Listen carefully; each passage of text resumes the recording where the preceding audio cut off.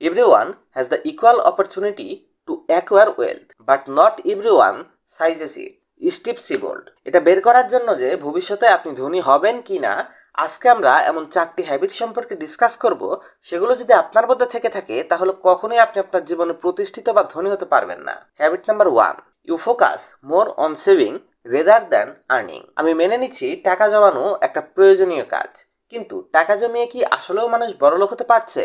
Specially আমরা এমন একটা দেশে থাকি যেখানে টাকা জমানো মানুষের অভাব নেই। আপনি লক্ষ্য করে দেখবেন বাজারে গিয়ে এমন অনেক মানুষ আছে যারা 50 টাকার ঢেঁড়সের দাম 40 টাকায় দরদাম করে কিনছে, আর 40 টাকার আলু 30 টাকায় কেনার জন্য 5-10 মিনিট তর্ক করছে। এর ফলে কি হচ্ছে? তিনি বড়জোর 1-1.5 ঘন্টা বাজার করে 40-50 টাকায় বাঁচাতে পারছে। ধরলাম সে 50 টাকায় সেভিং করলো, কিন্তু এর অর্থ কি বুঝতে পারলেন? একজন মানুষের 1 ঘন্টার মূল্য 50 টাকা। অনেক মানুষ আছে যারা দারাজে গিয়ে ঘন্টার পর ঘন্টা সার্চ করে এবং স্ক্রল করতে থাকে শুধু 1000 টাকার একটা জুতা 800 টাকায় কেনার জন্য, বা 50 টাকার একটা ভাউচার কোড খুঁজে বের করার জন্য। অর্থাৎ আপনি আর্নিংয়ে নয়, সেভিংসের দিকে ফোকাস করছেন। এর থেকে বোঝা যায় আপনি নিজের সময়কে ভ্যালু করতে জানেন না। যদি আপনার মধ্যেও এই অভ্যাসগুলো থেকে থাকে তাহলে আপনার ফোকাস টাকা সেভ করার দিকে বেশি, টাকা কামানোর দিকে নয়। আর যদি আপনি সময়ের ভ্যালুকে বুঝতে না পারেন তাহলে এই অভ্যাস আপনাকে কখনোই ধনী হতে দেবে না। Habit number 2, you are content with a steady paycheck. যদি আপনার ব্যাংকে 1 তারিখে বেতন ঢুকে যায় আর এই বিষয়টি নিয়ে যদি আপনি সন্তুষ্ট থাকেন তাহলে আপনি কখনো রিচ হতে পারবেন না, কারণ এই স্যালারিটি আপনাকে আপনার সময়ের বিনিময়ে দেয়া হচ্ছে। তাই এর থেকে কখনোই আপনি ধনী হতে পারবেন না। আপনাকে ধনী হতে হলে অবশ্যই ভালো ব্যবসায়ী নয়তো বড় ইনভেস্টর অথবা কোনো প্রফেশনাল ফিল্ডের উপর বিশেষ কিছু করে দেখাতে হবে। শুধুমাত্র এর মাধ্যমেই আপনি ধনী ব্যক্তি হতে পারবেন, কারণ এখানে আপনার সময়ের বিনিময়ে আপনাকে টাকা দেওয়া হচ্ছে না, বরঞ্চ আপনার পারফরমেন্সের উপর আপনি আর্ন করছেন। আপনি যত ভালো পারফর্ম করবেন তত বেশি টাকা উপার্জন করতে সক্ষম হবেন।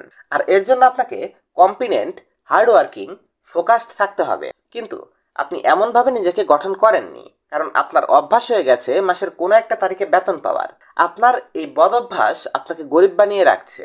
Habit number 3, you rarely step outside of your comfort zone. দেখুন, আমাদের মিডল ক্লাস মানুষদের চিন্তা ভাবনা হলো নিজের কমফোর্ট জোনের বাইরে যাওয়া যাবে না। আমরা সেফটি এবং সিকিউরিটি নিয়ে বেশি চিন্তা ভাবনা করি। মিডল ক্লাসের চিন্তা ভাবনা কোনো না কোনোভাবে টাকা আসতে থাকুক, আমার জীবন তো এভাবেই চলছে। কিন্তু রিচ পিপলরা সবসময় নিজেদের কমফোর্ট জোনের বাইরে গিয়ে কাজ করে এবং বড় বড় রিস্ক নিয়ে থাকে। এর সবচেয়ে বড় উদাহরণ হিসাবে জিও কোম্পানির উদাহরণ আমরা টানতে পারি। এই কোম্পানি শুরু হয়েছিল 2,50,000 কোটি টাকার ইনভেস্টমেন্ট নিয়ে, যার ম্যাক্সিমাম টাকা ব্যাংক লোনের মাধ্যমে নিয়েছিলেন। আর এই সম্পূর্ণ টাকাটি এমন কোম্পানির বিরুদ্ধে লাগানো হচ্ছিল যারা ইতিমধ্যে মার্কেটে ওয়েল এস্টাবলিশড ছিল। আপনি চিন্তা করতে পারেন না সে সময় এটা কত বড় বাজি ছিল। যদি তাদের এই ডিসিশন ভুল প্রমাণিত হতো তাহলে সম্পূর্ণ রিলায়েন্স ইন্ডাস্ট্রি ব্যাংকরাপ্ট হয়ে যেত।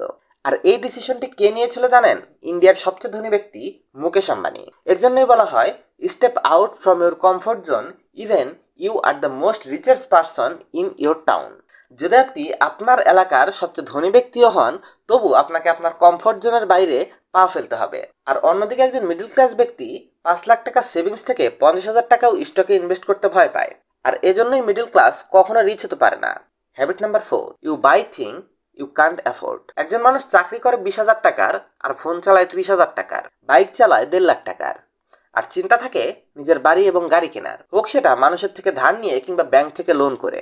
কিন্তু তার চিন্তা ভাবনা থাকে এগুলো তাকে করতেই হবে, কারণ তার সম্পূর্ণ ফোকাস নিজেকে রিচ দেখানোতে, বরঞ্চ তার ফোকাস কখনোই নিজেকে ধনী হিসাবে প্রতিষ্ঠিত করায় নয়।